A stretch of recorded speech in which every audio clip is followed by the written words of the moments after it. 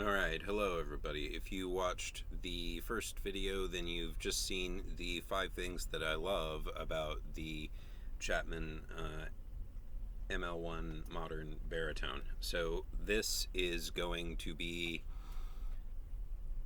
the 5 things I hate about it. So let me go ahead and kind of get into that. You might be a little bit surprised at some of the things I say here, but I would say that the strings that it comes with and its scale length, and to some extent the reverse headstock, is a problem.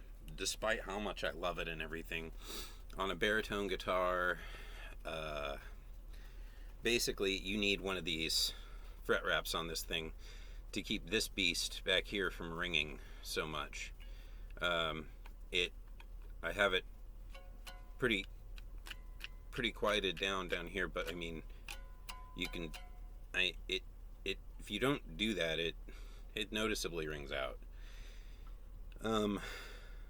Also, kind of the other sort of weird problem is, I don't know why, unless you just couldn't handle a 7-string, I don't know why you would buy a 28-inch scale baritone to tune to B. You know, I have a 24 and 3/4 inch Epiphone Explorer with mammoth slinky strings on it that's tuned to C sharp right now. I'm sure I could tune it a step or two lower. But as far as I'm concerned, it's baritone tuning right now, and it feels pretty good, you know. The thing about having such a long scale is that this is almost a bass. Like, when this thing's big, Jackson makes a concert bass this size, so this is a big guitar, and I find open chords on this thing aren't too bad, but that doing,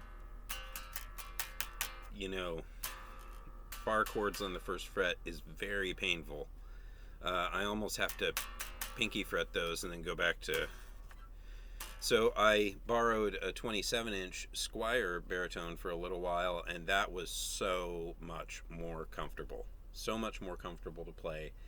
And these strings here would probably work on that. I think this is what's on there now. And personally, I don't see, again, why I would have a 28-inch baritone guitar to tune to B when I have a 7-string for that. I want to tune this thing to A standard, or even drop A. And you cannot do that well enough with the strings that come on it, so you have to replace them right away. And then a lot of people are saying that set of strings I just showed you, this set of strings, the 6-string baritone slinkies, 13 through 72, they're saying this doesn't even fit a guitar this size. I don't believe that. I mean, I haven't tried it, and I couldn't get those anyway, so finding strings can be a problem. I actually had to buy an 8-string set and take the 10 and the 67 out of it, which I have somewhere. So this is a 13 through 74. I'm tuned to A, and I would say that 6th string is just tight enough. I mean, it's still pretty loose. Again, on this guitar, despite loving a reverse headstock, on a baritone, I don't know that that's a good idea. I feel like you want to keep your big string shorter at the headstock.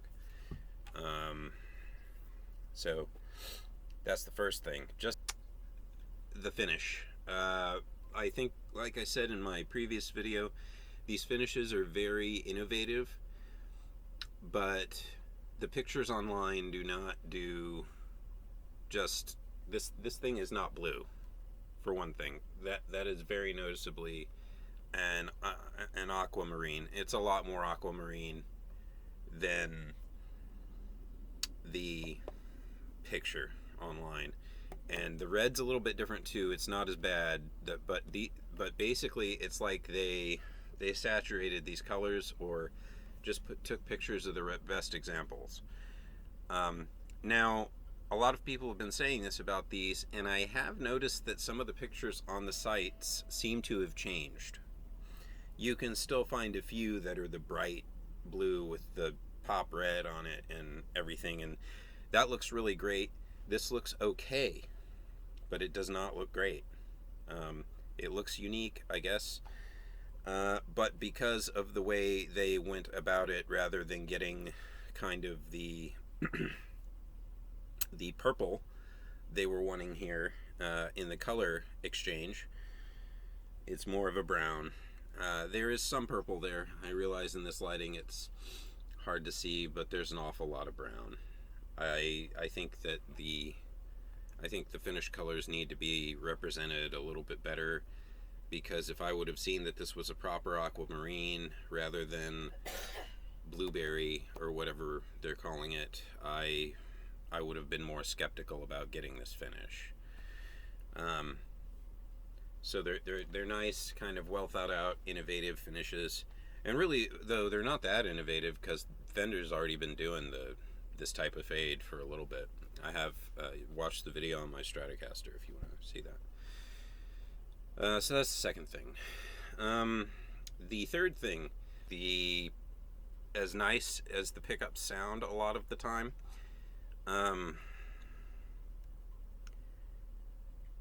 these have some issues. I cannot.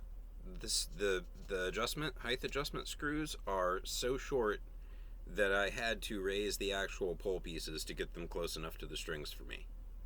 So that's kind of a big issue. I don't know if you guys have really watched Rob Chapman and seen what he does, but he tends to adjust his tone a lot with his volume knob rather than his tone knob. He might use his tone knob as well, but he often adjusts the drive and everything with the volume knob on the guitar.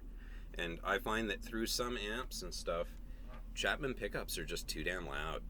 They have a lot of like high end.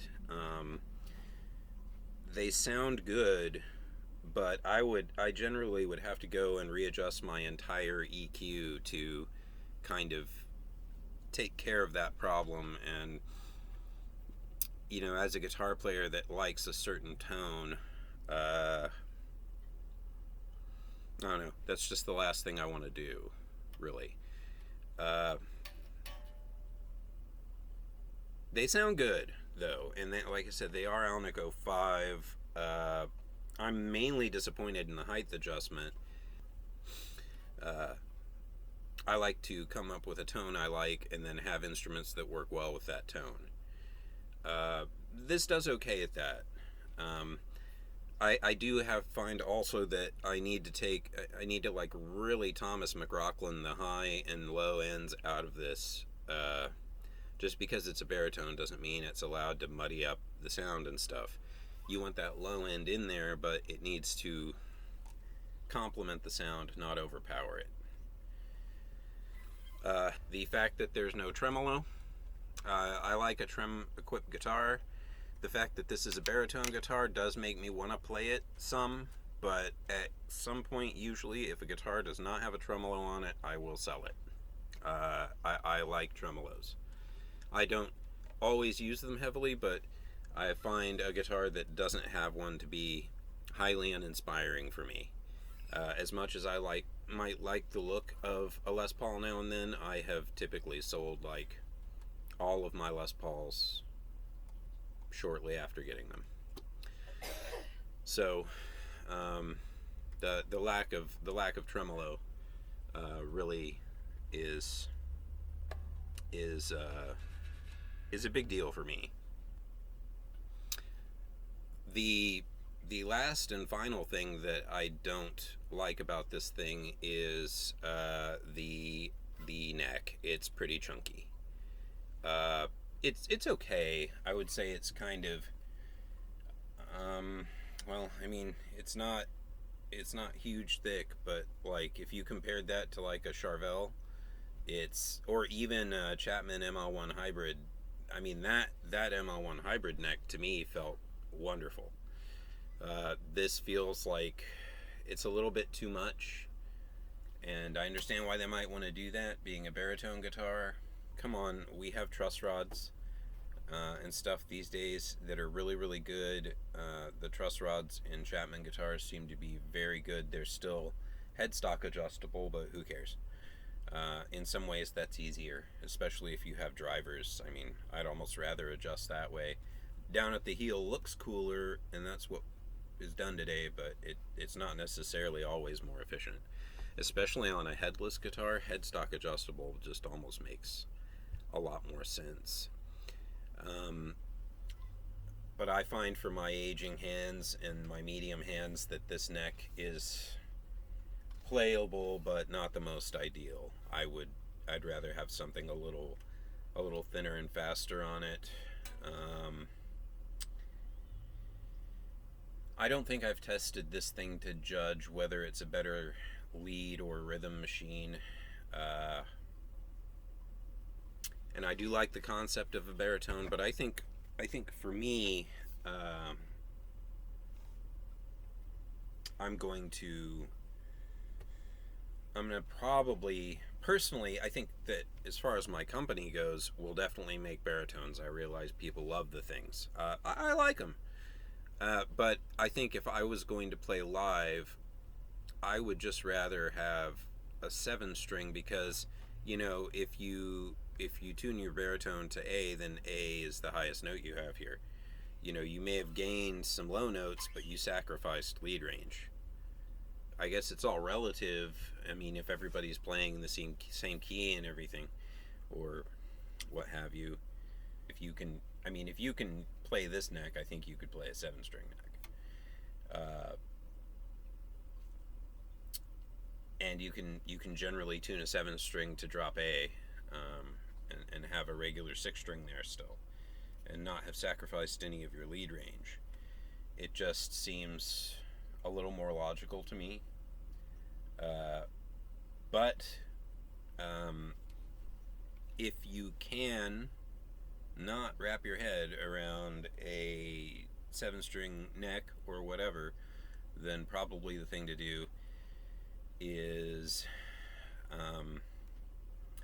I would see if you could stand one of those paranormal things through, like if it behaves through your rig and you can deal with it and it sounds good and you don't hate that it's a Telecaster, and you know the hardware's good and all that, and like you don't mind the finish on the neck, or could do something about that, then I mean that's really a pretty good buy. But I just could not deal with the P90s in it. The split pickups on this sound great. I don't see why I'd have P90s. These are just about as powerful. So yeah, I honestly would probably give this thing less of a hard time if it just came in the 27-inch scale. It seems like it was supposed to come in. Because like I said, for me, I mean, I tuned it the way I wanted, and it was almost unplayable. Now, they did say that you could tune to drop A, and I think maybe you could get away with that, but like I'm kind of a standard tuning sort of dude still, and it just was not possible in a way that I like to play. I like really taut, like alternate picking style, like thrash metal stuff, and like I said, this string here is almost too loose for that. I almost feel like some dudes might want to tune to A flat or A sharp on this instead of A, or some people might just want to, you know, the other thing to consider is that if a 7-string's tuned to B and standard like it should be, then you really have kind of like a B-tuned piccolo bass at the lowest 4 strings, and then you have like a 6-string guitar on top of that. So you do have to kind of wrap your head around. It's not like it's a standard B tuning. It's a half step off, because it's really all based on the standard tuning of E. I think, like, I guess I'm saying, I think baritones have places for certain people. I noticed that Head uh, from Corn moved over to baritones, and it might just be. I will admit that this neck, as far as width goes, is a much more comfortable thing to play than a 7 string, mostly. But I think that for the most part, if you could adapt to playing a 7 string, you would be maybe a little more comfortable on it. My Sterling is 25.5, and I put a little bit heavier 7th string on it, and man, that is a really playable guitar. Like, it's very comfortably playable. You can move around. Like, the frets aren't micromentally farther apart. It kind of makes a difference, because a lot of people are like, oh, the frets are only like a few more cents apart, but it's like, well, there's still 2.5 more inches in that neck. I still have to travel that distance, and traveling that distance only gets me A, you know? I don't know. I wish Chapman would release a baritone in 27, actually. But anyway, the video's run long, so I'm going to go ahead and say bye to you guys here. I know some of that was probably surprising, but have a good one, everybody.